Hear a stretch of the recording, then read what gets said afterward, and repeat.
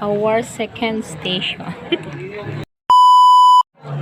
Hindi pala second station dahil ito ay pangatlong istasyon na. Nauna na ang Bayanan, sumunod ang San Nicolas at andito tayo ngayon sa Yes. Ayan, handa na naman tayo sa pagpunta sa next destination. Ayan ang third church. Pang-apat na istasyon. Ayan, fifth station. Yan guys, ito rin yung kagandahan. Merong mga pakain, pamerienda sa bawat istasyon na pinupuntahan natin.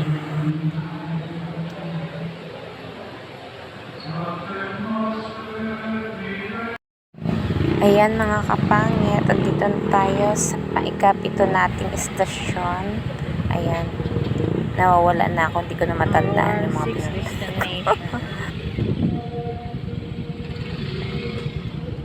11:29, nasa ikalawang 8 stasyon. 12 midnight, mga kapangit, tumatakbo tayo ng Tansa, Cavite, papunta sa ano pa ba? Papuntang Naik,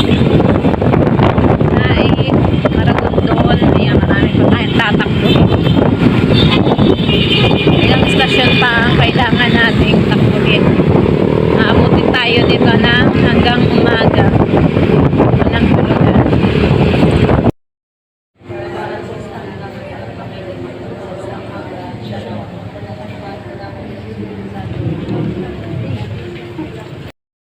Time check, 12:32.